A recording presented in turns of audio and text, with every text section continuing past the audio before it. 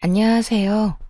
인생사 세옹지마라더니 이런 일이 있을 줄은 상상도 못했네요. 홀어머니 밑에서 어렵게 자라와 홀대하는 시모와 전 남편에게서 벗어나기까지의 일을 들어주실래요? 물론 세상에 완벽한 가족은 없다고 생각해요. 편모 슬아에 어렵게 자라면서도 항상 그런 생각으로 스스로를 위로하며 컸죠. 저라고 원해서 홀어머니 밑에서 큰 건 아니잖아요. 또한 모든 사람들이 그렇듯 가족은 원한다고 가질 수 있는 것도 아니고요. 그런데 시댁 식구들, 특히 시모는 그걸 가지고 매번 무시하고 홀대하기 일쑤였죠. 이렇게 말하면 그렇게 당할 것 뻔히 알면서 왜 결혼했냐고 묻는 사람도 있어요. 뭐, 다들 그렇듯 남편이 지켜줄 거라는 그런 멍청한 생각을 하고 있었던 거죠. 나중에 한 사실이지만 남편이 저 아니면 안 된다고 시댁에 아주 난리를 피웠더라고요. 왜 그렇게 할 정도였는지 알게 된 건 나중이지만 만약 그때 헤어졌더라면 이런 꼴을 보지 않을 수 있었을까요? 글쎄요, 모르겠어요.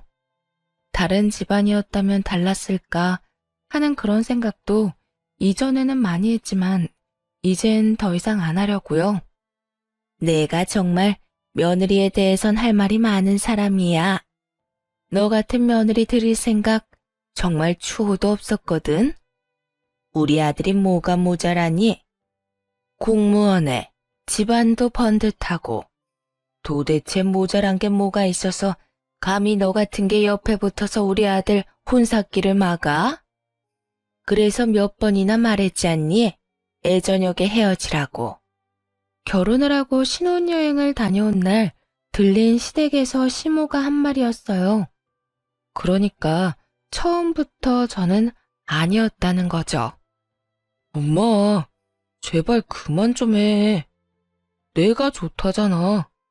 이제 우리 허락 좀 해줘요. 아, 결혼까지 했는데 왜 이렇게 못 살게 굴어? 너도 그러는 거 아니야. 네 앞날 걱정하는 엄마한테 어떻게 그런 말을 해? 네 옆에 있는 걔 좀 봐.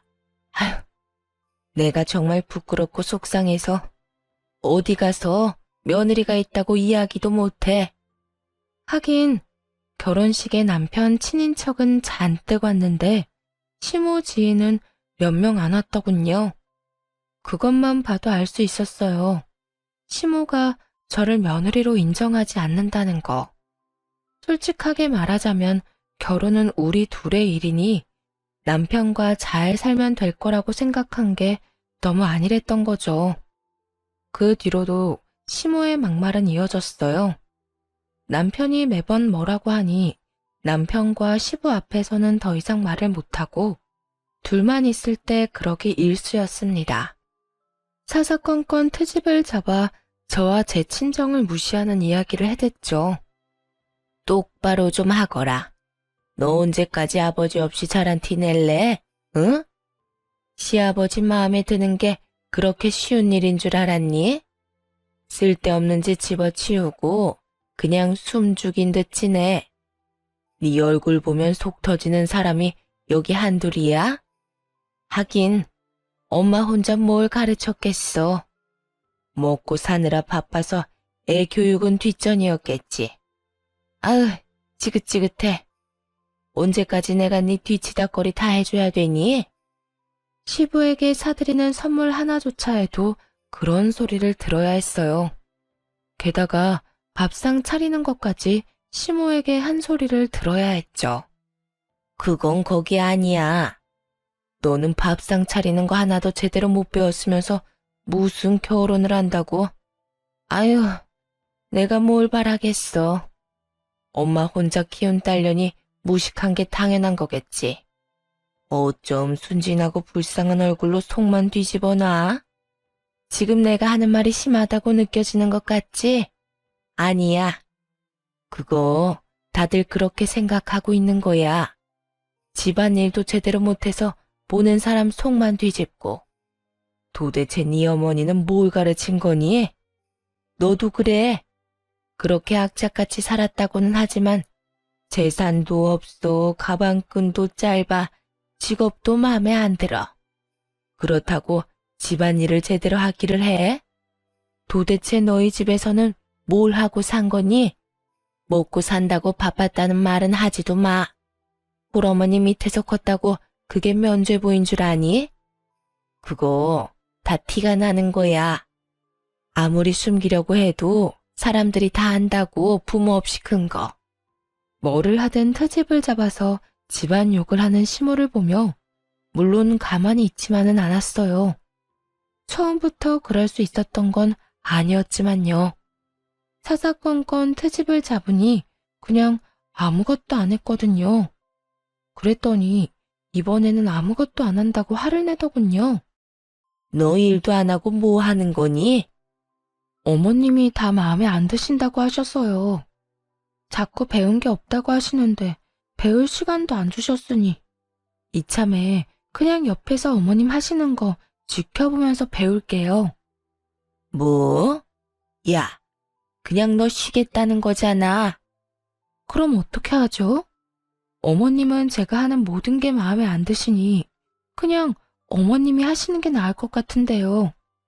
어머니도 마음에 안 드는 것 보면서 계속 입 아프게 말씀하시는 것보다는 낫지 않겠어요? 서로 보기 싫은 얼굴 안 봐도 될 테니까요. 누가 그렇게 놔둘 줄 알아? 제가 하는 게 싫으시면 어머님이 하셔야죠. 어머님 하시기 싫으시면 제가 하는 대로 그냥 놔두시던가요. 결국 시모는 혼자 일하는 건 죽어도 싫었는지 더 이상의 간섭은 하지 않았어요. 하지만 틈틈이 제 어머니와 저를 무시하는 발언은 전혀 멈출 생각이 없어 보였죠. 그러다 하루는 시조모님이 명절에 오신다는 이야기를 전해 들었어요. 우리 할머니 이번 명절에 오실 거야. 그때 결혼 전에 인사드리러 갔을 때 보고 처음이지? 응. 할머님은 어떤 분이셔? 이게 가장 중요한 문제였어요. 시모와 비슷한 사람이면 큰일이잖아요. 그런데 남편이 그러더군요. 할머니는 좀 힘들게 사셨어. 교통사고로 할아버지가 일찍 돌아가셔서 할머니 혼자서 아버지랑 고모를 키우셨거든. 한평생 자식들 지킨다고 재혼도 안 하시는 거 보면 진짜 대단하시지. 그때 남편 말을 들으며 좋은 생각이 났어요. 이거면 시모 뒤통수를 한 대 정도는 때려줄 수 있지 않을까 생각했거든요. 그렇게 명절날이 돼서 시조모님의 집에 방문했어요. 그래, 우리 손부 오랜만에 보는구나. 네가 참 고생이 많지? 아무래도 여자가 남자 집에 시집 오면 여러모로 힘든 일이 많은 법이야. 나도 그랬다. 많이 힘들었지. 남편까지 일찍 잃고 어린 두 남매 키우느라 얼마나 고생했는지 모른다. 그래도 이렇게 키워놓으니 얼마나 좋으냐. 아들도 번듯하게 자랐지. 이렇게 며느리까지 보고. 시주모는 힘든 그때를 떠올리는지 눈가가 촉촉해지더군요. 듣다가 이때다 싶어서 시주모에게 말했어요. 하긴 한부모 가정에서 자란 며느리나 사위를 좋아하는 사람은 없죠. 아버님도 결혼하시기 힘드셨겠네요. 사실 부모가 한 사람이라도 없으면 다 티가 난다고 하잖아요. 그만큼 분명 모자란 게 있을 테니까. 하나 남은 부모야 자식 새끼 먹이려고 뼈 빠지게 일하느라 남아있는 애들을 봐줄 사람이 없으니 가정교육도 제대로 못 배웠을 거고, 그러다 보면 주위 사람들도 그런 가정에서 태어난 사람은 별로 안 좋아할 테고요. 평소 시모에게 듣던 말이었죠. 그 말을 듣더니 시조모의 얼굴이 완전히 굳어버리더군요. 그러자 남편이 깜짝 놀라 말했어요. 당신 지금 그게 무슨 소리야? 당신도 편모 가정이면서 어떻게 할머니한테 그런 소리를 해? 시부도 표정이 굉장히 안 좋았어요. 그걸 보고도 뭐가 문제냐는 듯 아무것도 모른다는 식으로 대답했죠. 이게 잘못된 말이었나요? 죄송해요. 어머님한테는 매일 듣는 말이었거든요. 그래서 다른 사람들도 다들 그렇게 생각하는 줄 알았어요. 사실 이전에는 어머님이 저를 미워해서 그런 말을 하시는 거라고 생각했는데 아버님께서도 편모가정에서 자랐다는 이야기를 들으니 너무 과하게 생각했던 것 같더라고요. 그런 아버님이랑 결혼한 어머님이라면 아무런 사심 없이 이야기한 거겠구나 싶어서요. 그렇죠, 어머님? 제 말이 끝나자 이번에는 시모 얼굴이 하얗게 질렸어요. 그게 무슨 말이니? 내가 언제 너한테 그런 말을 했어? 너 이렇게 사람 함부로 모함하는 거 아니다? 모함이라뇨. 어머님이 평소에 하신 말씀 반의 반도 안 했는데요. 매번 너희 엄마한테 도대체 뭘 배운 거냐고 그렇게 말씀하셨잖아요. 오늘도 음식 준비하면서 그렇게 말씀하셔놓고선. 에미야, 너 정말로 손부한테 그런 소리를 했어? 어머님, 그게 아니라요. 그게 아니긴 뭐가 아니야. 내가 알기로 손부도 홀어머니 밑에서 자랐다는데. 설마 너 그걸로 저 어린 것한테 시어머니 노릇을 한 거야? 내가 언제 너한테 그런 거 하라고 가르쳤어? 네 마음이 좁고 편협하다는 건 익히 알고 있었지만 설마 네 며느리한테 그런 말을 할 정도로 좁아 터졌는지는 또 몰랐구나. 그래, 그런 이야기를 한 이유가 대체 뭐냐? 이유라도 들어보자. 너 설마 우리 아들이 마음에 안 들었니? 내 자식도 네 눈에는 애비 없이 혼자 자란 티가 나 보이든? 그래서 마음에 안 든 거라도 있어서 그런 말을 한 게야? 어머님, 아니에요. 설마 그런 생각을 하고 있었겠어요? 그냥 저는 며느리로 들어온 애가 생각했던 것보다 못 미치는 애라. 결혼은 네 아들이 하지 네가 하는 게 아니잖아. 그리고 말이다. 정말 평소에 그런 생각을 안 했으면 어떻게 그런 말이 그렇게 술술 쉽게 나왔겠어? 정말 이런 애인지 몰랐다. 내 앞에서는 항상 웃으며 살랑거리더니 마음속에는 그런 고약한 심보를 갖고 있었어? 어머님, 죄송해요. 제가 실언을 했어요. 시모는 시조모에게 죄송하다며 빌다가 저와 눈이 마주치고는 부릅뜨고 노려보더군요. 뭐, 노려보면 어쩔 거예요. 지금 당장 혼나고 있는 건 시모고 저는 그저 피해자인데. 결국 시모는 무릎 꿇은 채로 시조모에게 미친 듯 혼나고 그 후 시댁 생활이 좀 더 편해질 수 있었죠. 시조모가 시모를 혼낸 다음 그러시더군요. 아가, 그런 말 귀담아 듣지 말거라. 정말 편협하고 속 좁은 인간들이나 그렇게 생각하는 거야. 나라고 애 아빠를 일찍 잃고 싶었겠니? 그게 사람 마음대로 안 된다는 거 잘 알고 있다. 네 시어미가 하는 말에는 너무 마음 두지 말어. 그리고 앞으로도 저런 쓸데없는 말 짓거리면 나한테 전화해서 이야기하거라. 네 시어머니한테 한마디 해줄 테니. 그 이야기를 듣는데 마음이 든든하더군요. 그렇게 시모에게서 벗어날 수 있었어요. 시주모에게 잔소리를 듣고 일어나던 시모가 분한 듯 노려봤지만 뭐 어쩌겠어요. 이미 시조모에게 시모는 찍혀버린 것을요. 그동안 시부가 홀어머니 밑에서 컸다는 걸 몰랐는데 자기 부군이 그런 환경에서 자랐다는 걸 알면서도 그런 식의 욕을 할 수 있었던 시모가 어찌 보면 참 대단하기도 했죠. 그렇게 시모가 당한 뒤로는 절대로 그런 이야기를 안 하더군요. 시조모가 제 전화번호까지 받아갔거든요. 정기적으로 연락하라고요. 효과가 좋았죠. 그래서 저는 앞으로도 이렇게 평온할 줄로만 알았어요. 그 다음에 다가올 비극은 더 큰 것이라는 것도 알지 못하고 그 일이 있고 몇 달 뒤의 일이었어요. 그날은 몸이 안 좋아 일찍 집에 가 있는 상황이었어요. 남편이 왔는데 마중도 나가지 못할 정도로 기진맥진해 있었죠. 남편은 그날 회식을 하고 2차까지 갔다가 늦은 저녁이나 되어 돌아왔어요. 집에 도착해서는 친구와 통화를 하는데 아마 제가 자고 있다고 생각했던 것 같더라고요. 그러니까 그런 대화를 할 수 있었던 거겠죠. 야, 결혼 그거 별거 아니다. 네가 너무 진지하게 생각하는 거라니까. 뭐? 왜 결혼했냐고? 그렇지. 뭐 더 좋은 여자 만날 수도 있긴 했지. 근데 일부러 그런 여자는 안 만났어. 이게 무슨 말인가 싶었어요. 당연히 남편이 절 사랑해서 결혼했다고 생각하고 있었으니까요. 그래서인지 그때까지만 해도 그 뒤에 무슨 말이 나올지도 모르고 별 생각 없이 듣고 있었네요. 우리 와이프가 좀 불쌍하잖아.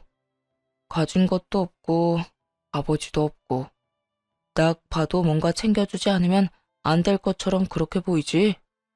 그래서 선택한 거야. 너도 알아도. 잘난 여자 만나면 남자만 피곤해. 다 맞춰줘야 하니까. 적당히 모자란 여자 만나면 네가 핸들링하기가 쉽잖아. 순간 망치로 머리를 한 대 맞은 기분이었어요. 설마 남편이 그런 생각으로 결혼을 했을 거라고 상상조차 못했거든요. 그딴 의도로 그런 쓰레기 같은 생각으로 시모의 반대도 무릅쓰고 결혼을 했다고요? 정말 믿겨지지 않았어요. 손이 덜덜 떨리더군요. 쓰레기라니. 야, 결혼은 현실이야. 너 잘난 여자랑 결혼해서 잡혀 살 자신 있어? 난 그렇게 못 살거든. 난 해보고 싶은 거, 사고 싶은 거 다 해가며 살아야 하고, 원하는 거 다 누리면서 살아야 돼. 그러려면 어느 정도 부족한 여자가 좋다니까. 내가 우리 엄마 반대를 무릅쓰면서까지 왜 이 여자를 와이프로 만들었는데? 다 그런 것 때문이잖아. 너도 결혼해보면 이게 얼마나 편한지 느낄 수 있을 거다. 남편 말에 점점 더 무너지는 기분이었어요. 당장 나가라고 소리치고 싶었지만 지금 당장 이 사람한테 화를 낸다고 해서 달라질 게 없다는 것도 알고 있었어요. 그때 그 이야기를 들으며 최악의 경우는 이혼까지도 생각이 들었어요. 하지만 그마저도 마음대로 생각할 수조차 없었죠. 혼자 저를 키워온 어머니가 많이 아프셨거든요. 그런 어머니에게 이혼 소식을 전하면 분명히 좋지 못한 영향을 끼칠 것 같았고 크게 걱정이 되더라고요. 여태 모든 걸 희생한 엄마인데 딸이 결혼해 제대로 살지도 못하고 이혼하게 됐다는 걸 보여주라니 참 죄송하고 슬픈 일이잖아요. 그렇게 시끄럽게 한참을 떠들던 남편놈은 안방에 들어와서야 저를 한번 확인하고는 아차 싶었는지 목소리를 낮추더군요. 그러더니 곧 전화를 끊더라고요. 그리곤 슬그머니 제 이름을 부르는데 못 들은 척 했어요. 심장이 쿵쿵 뛰고 머리가 하얘져 어떻게 해야 할지 모르겠기도 하고요. 그래서 그냥 자는 척을 했죠. 그 뒤로 정말 미친 듯이 고민을 했어요. 이걸 어떻게 할까? 이혼을 해야 할까? 이혼을 하게 된다면 어떻게 해야 좀 더 유리하게 진행할 수 있을까? 그리고 이혼 후도 생각을 해야 했죠. 막무가내로 덤빈다고 해서 현실적인 어려움이 사라지는 건 아니잖아요. 다행인 건 남편과 제 사이에 아이가 없어 이혼은 쉽겠지만요. 그렇게 머리가 터질 듯이 고민 중이었는데 하루는 시모와 시부가 부부 동반 모임을 간다고 하더군요. 근데 때마침 공교롭게도 남편도 그날 약속이 있다고 나갔어요. 차라리 저 인간들 얼굴을 안 봐서 다행이다 싶기도 했죠. 혼자가 되자 오늘은 뭘 할까 고민하다가 친정엄마를 찾아가 넌지시 이 상황에 대해 말해보기로 결심했어요. 엄마는 어떻게 생각하는지 알아볼 생각이었어요. 그래서 친정엄마를 데리고 번화가로 나갔죠. 오랜만에 식사 대접을 하는 거니 좋은 곳에서 맛있는 걸 사주고 싶었거든요. 그렇게 빌딩에 도착해서 올라가는데 정말 우연히도 시모와 마주쳤어요. 가려던 가게가 시모의 모임 장소 위층에 있던 거더라고요. 그래서 친정 어머니와 함께 시모에게 가까이 다가갔죠. 그래도 밖에서 마주쳤는데 인사는 해야 하잖아요. 게다가 어머니도 알아보시는 상황이었고요. 아이고, 사부인, 오랜만입니다. 잘 지내셨죠? 시모는 친정어머니에게 고개를 까딱하더니 이내 저를 쳐다보며 그러더군요. 야, 너 조용히 해. 나한테 어머니라고 부르지 마라. 나도 오늘은 너 며느리라고 안 부를 거야. 제발, 우리 밖에서는 어머님 며느리 이런 소리 하지 말자. 나, 네 어머님 하기 싫어. 이유는 네가 더 잘 알지? 게다가 이런 데 오면서 어머니 한 번만 모시고 오니 티가 안 낼래야 안 날 수도 없지. 하고 다니는 꼴 보면 누가 널 내 며느리로 볼까 무섭다 얘. 어쨌든 오늘은 마주치더라도 아는 척 하지 마. 어머님이라고 부를 생각도 하지 말고. 마음속에서 솟아오른 분노를 최대한 억눌렀어요. 저 사람은 지금 인사하는 저희 어머니의 인사도 받아주지 않았고 제게는 어머니라고 부르지도 말라고 하는 거였어요. 그 이유야 뻔했죠. 자기 지인들에게는 보여주고 싶지 않다는 얘기니까요. 자존심도 상했지만 정말 눈물 날 만큼 열이 받았어요. 그런데 그 와중에 더 열이 받았던 건 뭔지 아세요? 남편이 그 모임 장소에 있었다는 거예요. 알고 보니 시모와 시부의 부부 모임이면서 자식들 내외도 다 같이 오는 모임이었던 것 같더라고요. 어릴 때부터 함께한 지인이다 보니 아마 자식들끼리도 친한 모양이었죠. 그런데 며느리인 저는 쏙 빼놓고 아들놈만 데려간 걸 보니 정말 뒤통수 맞은 기분이었네요. 게다가 이런 장소에 가면서 한마디 말도 없었던 남편에게도 마지막 정이 다 떨어지는 순간이었어요. 정말 그나마 남아있던 잔정도 말이죠. 예, 너희 시어머니 저기다 무슨 소리니? 왜 아는 척을 하지 말래? 너 혹시 결혼하고 무슨 일이 있었어?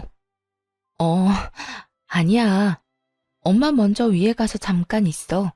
아버님한테 인사만 하고 갈게. 저런 말을 듣고 엄마에게도 이런 꼴을 보이고서 이대로 그냥 갈 생각은 눈꼽만큼도 없었거든요. 시모의 저런 행동과 남편의 모습을 보니 그제야 깨달았거든요. 여기서 아무리 더 불행해진다고 한들 저 인간들이랑 같이 살면 그거야말로 더 불행하면 불행했지 나아지진 않겠구나라는 걸요. 거기까지 생각하고 일부러 시부를 찾아갔어요. 시부를 찾는 건 쉬운 일이었어요. 남들보다 키가 크셨거든요. 그 연세치고는. 성큼성큼 걸어가서 지인들과 함께 있던 시부에게 인사를 했어요. 안녕하세요, 아저씨. 제 호칭에 시부가 경악하더군요. 당황하며 제게 말했어요. 아가, 갑자기 웬 아저씨냐? 아, 방금 이 앞에서 시어머니를 만났는데 어머님이라고 부르지 말라고 하시더라고요. 절 며느리라고 소개하기 싫으신 것 같아서요. 그런데 그런 상황에서 아버님을 아버님이라고 부르면 어머님이 얼마나 황당하시겠어요. 그래서 어쩔 수 없이 아버님을 아저씨라고 불렀어요. 죄송해요.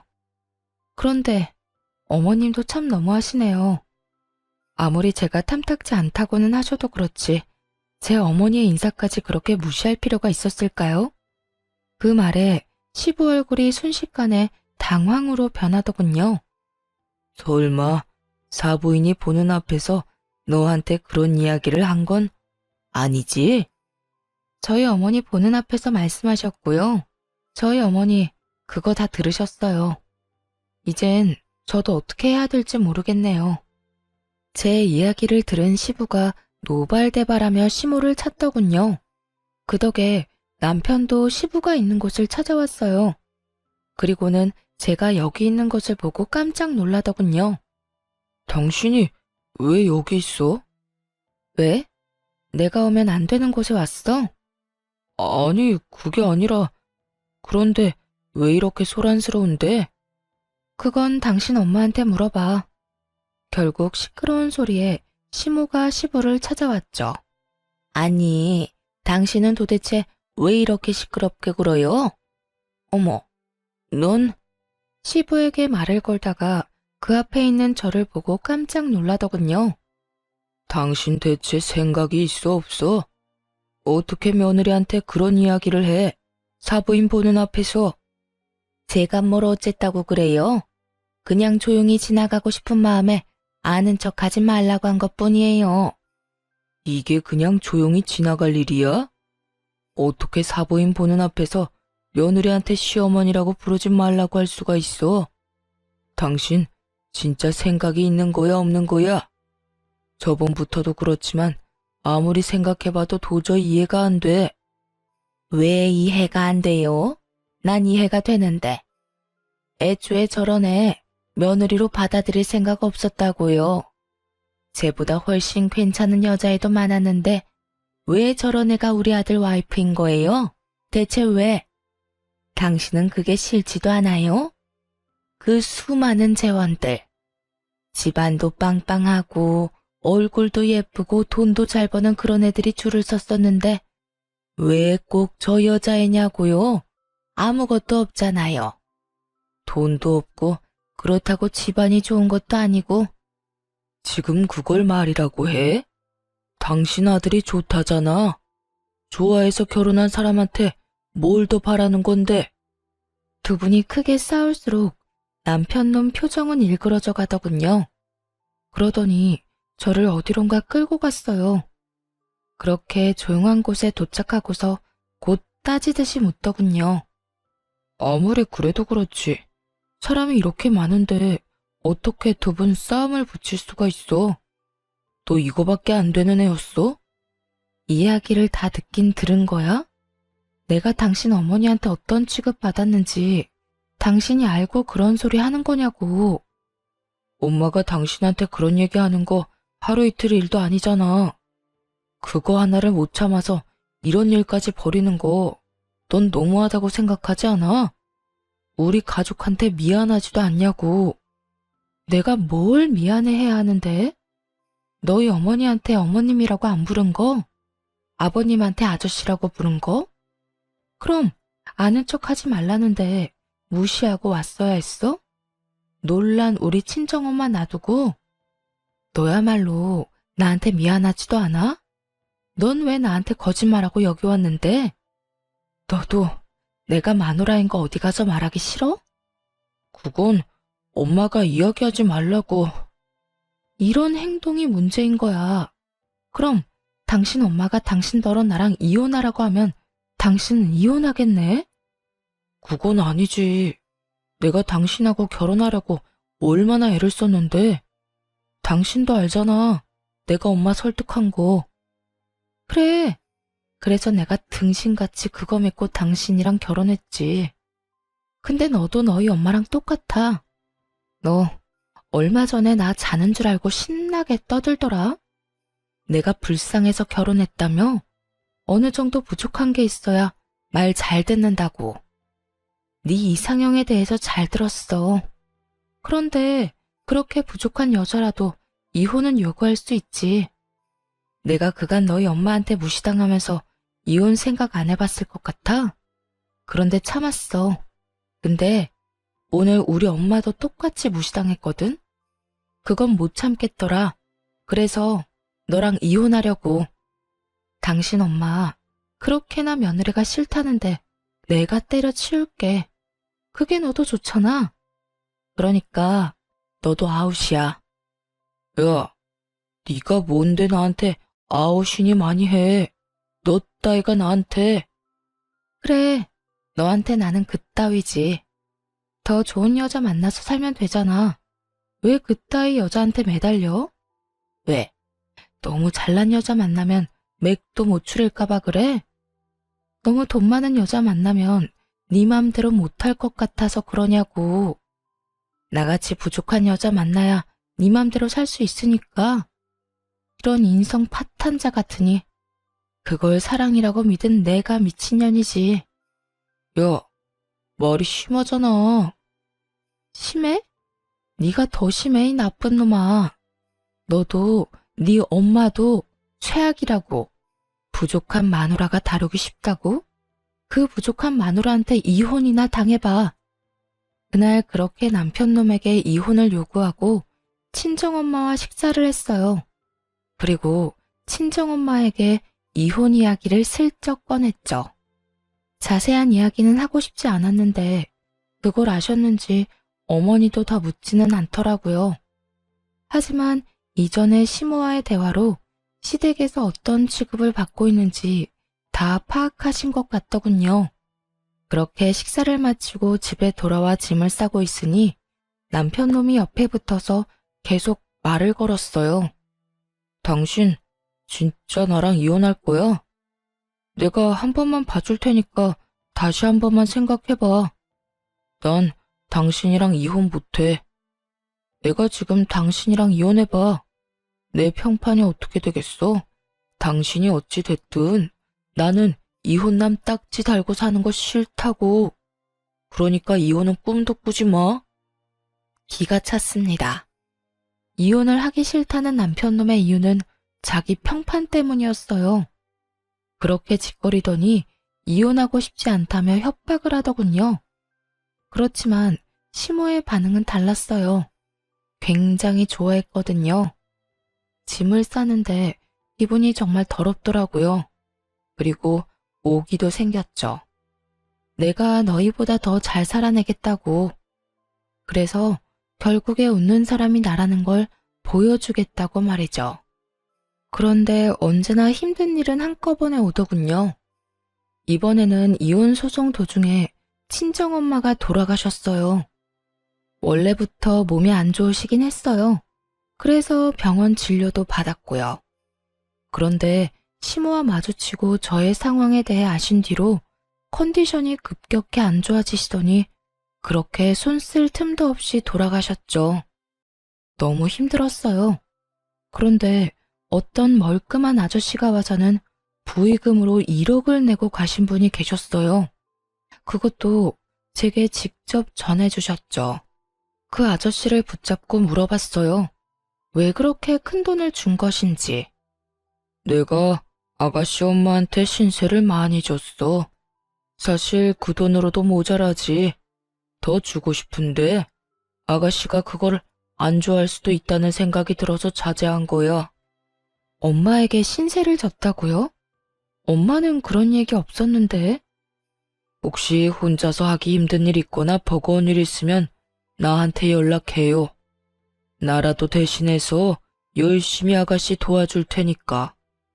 그 정도로 아가씨 엄마한테 내가 갚아야 할 게 많은 사람이거든. 어쨌든 저는 그 친절한 아저씨가 준 돈과 어머니가 남긴 유산으로 집을 구하기로 했어요. 여자 혼자 집을 보러 다니면 위험한 일이 있을 것 같아 그 아저씨에게 조심스럽게 연락을 했죠. 그리고 생각보다 좋은 집을 생각보다 좋은 조건에 계약할 수 있게 됐어요. 그 아저씨는 저와 함께 다니며 아주 꼼꼼하게 모든 걸 다 알아봐 줬어요.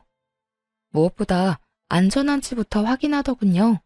참 고마운 분이셨죠. 그래서 집 계약한 날 아저씨에게 식사 대접을 하기로 했어요. 그런데 그곳에서 정말 우연찮게도 다시 시모와 마주쳤어요. 아무래도 생활권이 좁은 지방인데다가 남편과 자주 다니던 곳이 시모의 단골 가게이기도 하니 계속 마주치게 되더라고요. 아이고, 너도 참 대단하다. 우리 아들이랑 이혼 준비하면서 아저씨를 만나? 벌써부터 다른 남자 잡아서 결혼하려는 생각이니? 정말 천박하다 천박해. 어머니 혼자 키워서 그런지 생각하는 게 남들이랑 아주 달라요. 하긴 이제 너도 알 거야.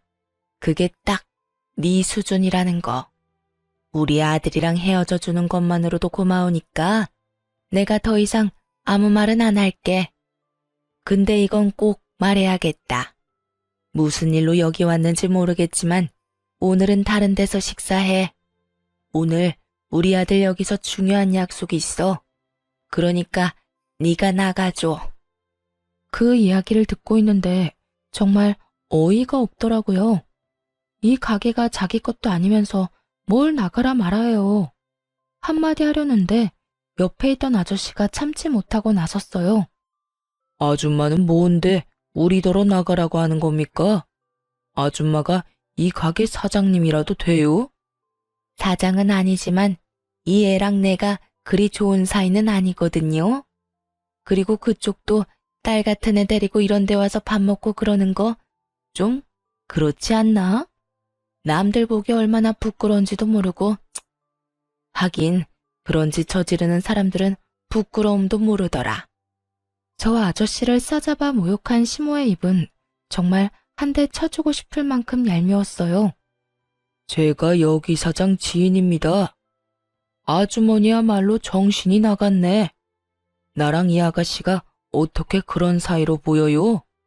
뭐 눈에 뭐만 보인다더니 생각하는 것도 천박한 것이. 아가씨는 대체 이런 사람이랑 어떻게 하는 사이야? 지금 이혼 소송 중인 전 남편 어머니예요. 아, 이 아줌마가 아가씨 엄마를 무시했다던 그 사람이에요? 아가씨도 무시하고?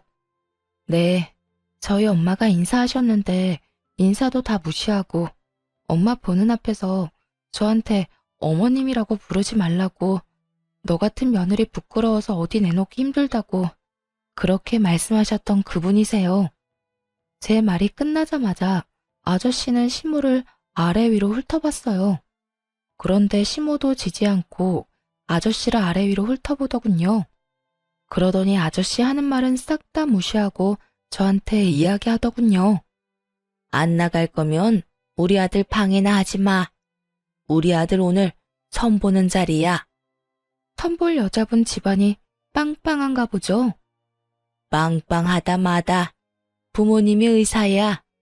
그것도 꽤나 큰 병원에 계시고 너하고는 비교조차 안 되지. 그럼 학교도 좋은 데 나왔겠네요. 당연한 얘기 아니니? 인서울의 유명한 대학 나와서 해외 유학까지 한 채원이야.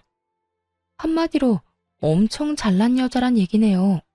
뭐 어차피 안 될 것 같은데 잘해보세요. 제가 그렇게 말하자 저에게 따지고 싶어 하던 시모가 입구 쪽을 보고 살짝 눈이 굳었어요. 며느리감으로 시모가 점 찍어놓은 여자가 들어오고 있었던 거죠. 시모는 제게 한마디도 없이 후다닥 그 여자가 들어오는 곳으로 향했어요. 그걸 뒤로 하고 아저씨와 식사를 하고 이야기를 나누고 있었어요. 그런데 예상보다 일찍 남편의 선자리가 끝났더군요. 게다가 주선자들이 있는 상태로 말이죠. 여자 쪽 사람들이 나가자마자 시모가 제게 왔어요. 도대체 이게 다 무슨 일이냐? 너 뭔가 알고 있지? 마지막에 그 아가씨 오기 전에 너 나한테 뭐라고 했잖아. 그런데 시모가 그런 이야기를 하는 도중 남편 놈이 저를 알아보고는 딱 달려오더군요. 당신도 여기 있었어? 날 봤으면 아는 척 해야 될 거 아니야. 그리고 옆에 이 아저씨는 누군데? 너 설마 그동안 다른 남자 만났어? 너 우리 이혼 소송 기간이라도 다른 남자 만나면 유책 배우자 되는 거 몰랐어? 와, 너 진짜 웃긴다. 얌전한 고양이가 부뚜막에 먼저 올라간다더니. 이 녀석아, 좀 가만히 있어봐. 엄마 이야기하잖아. 어서 이야기해봐. 너 도대체 뭘 아는데? 저 여자가 우리 아들 싫다고 할 줄 알았느냐고. 어머님은 아드님을 정말 모르시네요. 그 아드님 이상형이 어떻게 되는지 알아요? 어떤 여자랑 결혼하고 싶어 하는지는 알고서 선자리 봐주시는 거냐고요. 여자가 예쁘고 똑똑하고 돈 많으면 됐지. 돈도 잘 벌고. 그거 아니야? 어머님 아들은요, 그런 여자가 이상형이 아니에요. 한눈에 봐도 불쌍해 보이는 여자가 그 사람 이상형이거든요. 그런 인간한테 매번 잘난 여자를 들이밀면 당연히 싫다고 하는 거죠. 우리 아들이 왜 그런 여자를 좋아해? 너 미쳤니? 네가 우리 아들 이상형이라고 말하고 싶은 거야? 설마요. 누가 불쌍한 걸 이유로 이상형이 되고 싶겠어요? 저도 우연히 들어 알았어요. 저 사람이 다른 친구랑 통화하는 거. 그때 그러더라고요. 뭐 하나 부족해서 다루기 쉬운 여자, 그런 여자랑 결혼하라고. 친구한테 조언까지 해주던데요. 잘난 여자는 자기 잘난 거 알아서 남편 얘기 듣지도 않는다고 말이죠. 그러니까 쉬운 여자를 원하는 거죠. 그런데 똑똑하고 돈 많고 빵빵한 여자 중에 쉬운 여자가 있어요? 없지. 이야기가 끝나가자 심호 표정이 정말 썩어버리더군요. 저한테 매달리는 것도 사랑해서 그런 거 아니에요. 만만한 여자 찾기가 힘드니까 그런 거겠죠. 저 보세요. 얼마나 만만했겠어요. 안 그래요? 말이 진행될수록 심호의 얼굴은 점점 침울해졌어요. 그리고 남편 놈은 다급해졌죠. 그런 이야기를 왜 엄마한테 해? 그런데 이제 어쩌나? 나 얼마 전에 돈 생겼거든? 어머니 돌아가시고 유산도 많이 남겨주셨고 보험으로 돈도 좀 많이 들어왔어. 그래서 그 돈으로 집 계약하고 왔고. 아, 그러고 보니 오늘 이혼 판결 났네? 앞으로는 이렇게 안 마주쳤으면 좋겠고 우리 헤어지더라도 선은 넘지 마. 아무리 그래도 그렇지 서로 아무것도 모르게 가게 들어왔는데 나더러 나가라고 하는 건 아니지 않나? 이젠 완전 남남이잖아요, 아줌마. 나 진짜. 여보, 당신이 생각하던 그런 거 절대 아니야. 내가 왜 그런 이유로 당신을 좋아해? 그냥, 그건 농담이었어, 농담. 농담 같은 소리하고 자빠졌네. 야, 넌 농담을 그렇게 진지하게 하니? 결혼 앞두고 고민하는 친구한테 그런 이야기 해주는 거 보니 네 인성이 보인다, 인성이. 두 번 다시 나한테 여보라고 부르지 마. 결판 났으니까. 그리고 내 인생에서 좀 꺼져줘. 제발 이렇게 알짱거리지 마. 그렇게 남편놈과 시모를 버려두고 저는 아저씨와 함께 밖으로 나왔어요. 옆에서 모든 걸 듣고 있던 아저씨 표정이 별로 좋지 않아 보였죠. 아저씨한테 이런 모습 보인 것도 좀 그렇긴 했어요. 그런데 아저씨가 저한테 묻더군요. 아버지 없다고 힘들게 산 것 같아서 마음이 안 좋네. 혹시 아버지 원망하거나 그렇진 않아요? 아, 아버지요? 저 어릴 때부터 없었거든요. 완전 갓난쟁이 때부터. 사실 나 버린 건 원망 안 해요. 무슨 기억이라도 있어야 원망을 하죠. 누구를 어떻게 원망해요? 그런데 엄마는 달라요. 엄마는 계속 울었거든요. 재혼도 안 하고 매일매일 아버지만 그리워하면서. 돌아가실 때쯤에는 그런 말씀 없으시긴 했지만 그래도 그런 거 보면 원망스럽기도 하고 그래요. 그때 아저씨가 침울한 얼굴로 저한테 조심스럽게 말을 꺼냈어요. 아가씨, 미안해. 사실은 내가 속였어. 아가씨한테 처음 나타났을 때 내가 누군지 말했어야 됐는데 이야기를 못했어. 나도 마음의 준비를 하고 싶었거든. 사실은 내가 아빠야. 놀랐지? 사실 어느 정도 짐작은 하고 있었어요. 보통 누가 가족도 아닌 여자를 이렇게 친절하게 도와주겠어요.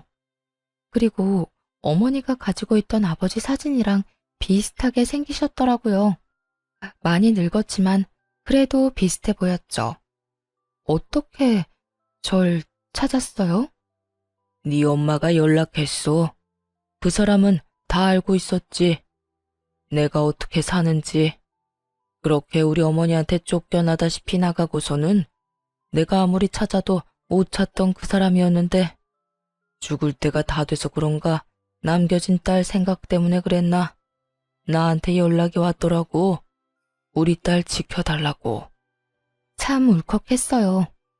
여태껏 피해 다녔던 아버지에게 연락한 이유가 저 때문이라는 걸 알게 돼서 아마 살 날이 얼마 남지 않은 것을 당신도 아시고는 연락하신 거 아니에요. 그때 시어머니가 저와 친정엄마를 무시한 일 때문에 엄마도 충격받았던 것 같아요.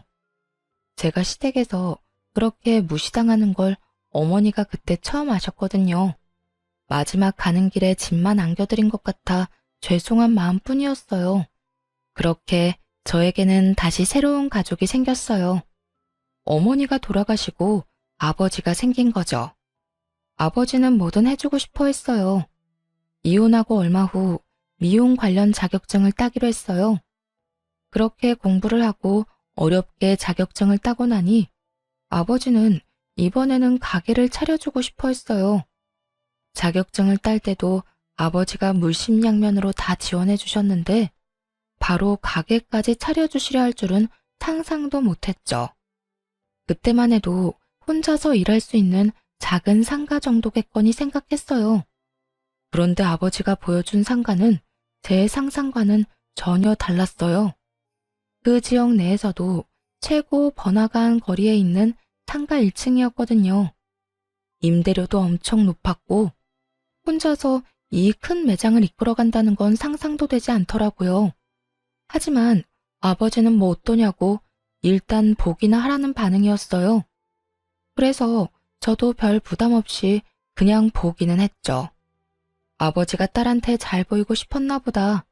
이 정도로만 생각했거든요. 그렇게 상가를 둘러보는데 전 시부와 전 시모를 마주하게 됐어요. 같은 생활권이라는 게 참 짜증나더군요. 이렇게 마주치는 일이 있으니까요. 네가 여기는 웬일이냐? 상가를 볼 일이 뭐가 있어? 돈도 없고 아무것도 없는 게 여기 와서 허세나 피우고 있니? 남들한테 돈 많은 것처럼 보이고 싶었어? 그리고 이 아저씨는 도대체 누군데 매일 끼고 다녀? 우리 아들이랑 이혼하고 이런 늙은 아저씨랑 만나고 다니는 거야? 정말 네 수준도 알만하다 알만해. 그런데 전 시모 옆에 있는 전 시부 표정이 조금 이상하더군요. 그러더니 전 시모를 말리기 시작했어요. 여보, 그만해. 이제 남인 사람 왜 자꾸 그렇게 신경을 긁어? 그만 좀 해. 아니, 당신은 열받지도 않아요? 우리 아들이랑 이혼하고 벌써 저런 늙은 남자 물어서 동네를 돌아다닌다는 게 전 정말 짜증나요. 그래, 얘, 너랑 정말 잘 어울린다. 어쩜 얘나 지금이나 변한 게 없어. 아빠 없이 커서 아버지 뻘 되는 사람한테 끌리니? 그런 주제에 우리 아들이랑 결혼은 왜 했어? 입에서 나오는 그 더러운 소리를 듣고 있으려니 기분이 나빴어요. 듣다 못해 한마디 하려고 했더니 옆에 있던 아버지가 코웃음을 치며 전 시모에게 말했어요. 내가 듣자 하니 우리 딸이 돈 없고 편모스라에 컸다고 그렇게 못되게 굴었다지? 그런데 이거 어쩌나? 이제 아빠가 생겼는데 당신네들이 보려고 하는 이 상가 내 거야. 당신들이 들어와 있는 이 빌딩도 내 거라고. 나는 내 거 당신 같은 인간들한테 빌려줄 생각 요만큼도 없어. 내 거는 우리 딸 거지. 이 빌딩도 마찬가지고. 나 죽으면 우리 딸이 가질 건데 어때요 기분이? 아까워서 죽을 것 같지? 한 달만 참았으면 이 재산도 당신 아들한테 돌아갔을지도 모를 거 생각하니까 눈앞이 빙글빙글 돌지. 사람 괴롭히면서 나쁘게 군 죄값 받는다고 생각해. 한평생 동안 죽을 때까지 당신들이 가질 수 있었던 거 보면서 후회나 하고 살아. 내 딸은 내가 준 부동산 가지고 떵떵거리며 살 테니까. 아버지 말을 듣는 전 시모의 얼굴은 경악으로 물들었어요. 아무것도 없는 빈털터리에 이혼한 전 며느리가 갑자기 건물주의 딸이 되어 나타난 거나 다름없잖아요. 게다가 전 남편과 이혼한 지 한 달이었어요.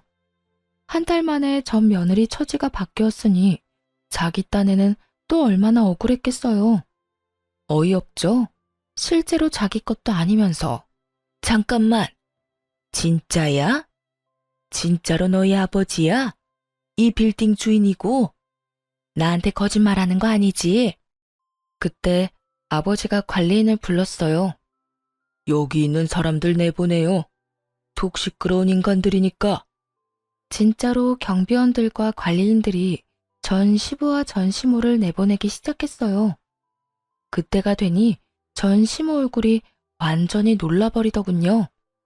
그렇게 가게 밖으로 쫓겨나간 전 시부와 전 시모는 서로 탓하며 싸우기 시작했어요. 당신은 제발 그 성격부터 좀 고쳐. 저번에도 사람들 보는 앞에서 며느리한테 그딴 짓 해서 사람들이 우리를 우습게 하는데 지금도 봐. 당신 때문에 원하던 상가도 계약 못하게 됐잖아. 아니, 일이 이렇게 된 게 제 잘못이에요? 걔가 갑자기 웬 남자 끼고 돌아다니니까 그냥 궁금해서 그런 얘기 한 거지. 그건 이야기가 아니라 모욕이지. 그리고 옆에 있던 사람이 아버지인데 그 아버지 앞에서 늙은 남자를 물었다느니 어쩌니 그런 소리를 해? 도대체가 정신이 제대로 박힌 거야? 어휴, 저놈의 옆에 내 입이 방정이지. 결국 나중에 전 시모가 어떻게 알았는지 저희 집에 찾아와서 저한테 사정사정 하더군요. 예, 아가. 내가 여태 너한테 그렇게 모질게 군 거 다 내가 잘못했다. 우리 아들도 그렇고 나도 그렇고 너 보내고 얼마나 후회하는지 모른다. 내가 앞으로는 절대 그런 짓 안 할 테니 다시 돌아와주면 안 되겠니? 저는 전 시모가 그렇게 굽실거리는 모습을 처음 봤어요. 싫어요. 여태까지 아무것도 모르고 병신처럼 그런 취급 당하면서 살았는데 다시 또 돌아가라고요? 참 양심이 없으시네요. 어떻게 저한테 다시 돌아오라는 말을 할 수가 있죠? 어머님이 제 가슴에 박은 대못이 얼마나 많은지 기억도 안 나죠? 미안하다. 미안했어.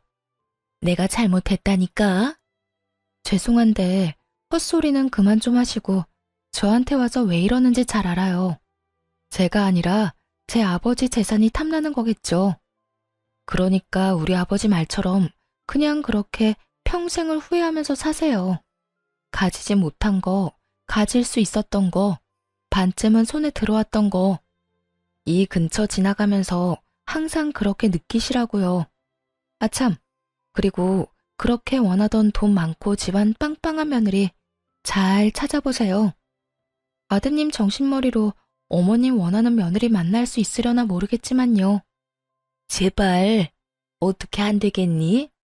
네 시아버지가 네 가게 들어가는 그 1층 상가가 너무 갖고 싶다는데 내가 그런 말해서 망쳐버렸으니 어떡하니? 내가 책임을 지는 게 맞지. 그럼 더 좋은 가게 알아보시면 되죠. 상가가 어디 거기뿐이에요. 한 번만 더 말도 안 되는 소리 짓거리면 정말로 이 근처에는 발도 못 디디게 해줄 거예요. 당신이 전 며느리한테 어떤 짓 했는지 내가 다 까발릴 거라고. 그런 소문나도 동네 돌아다닐 수 있는지 어디 한번 봅시다. 결국 제 말에 전 시모는 망연자실 앉아만 있더군요. 그런 전 시모를 내버려 두고 나왔죠. 이제 와서 욕심이 나긴 했나 보더라고요. 사촌이 땅을 사도 배가 그렇게 아픈데 이혼한 전 며느리가 알고 보니 긁지 않은 복권이었다는 걸 알았으니 이미 손안에 들어왔던 거나 마찬가지인 복권을 포기한 거나 다름없잖아요. 평생 그 생각으로 고통받으며 살 거 생각하니 웃겨서 웃음이 멈추질 않더군요. 그 뒤로 그 사람들 연락을 받은 적은 없어요. 제가 먼저 알아볼 생각도 없고요. 그냥 안 보고 사는 게 제일 낫다는 생각을 하고 있어요. 살다 보니 참 이런 일도 생기는군요. 홀가분하면서도 쓴웃음이 나오지만 그래도 탈출하고 나서는 마음이 훨씬 편해요. 아마 계속 참기만 하고 그 사람들과 살고 있었다면 언젠가 했던 생각처럼 불행했으면 불행했지 이런 날은 오지 않았을 거예요. 아버지를 만나 제 배경이 바뀐 것을 알고 전 시모의 태도가 바뀌었다 해도 그건 그거대로 기분이 좋지만은 않았을 거고요. 이제는 그런 일도 있었지 하고 털어버리고 새 미래를 향해 나아갈 생각입니다. 그래도 힘든 일이 있으면 좋은 일도 생기는 법인 것 같아요. 긴 글 읽어주셔서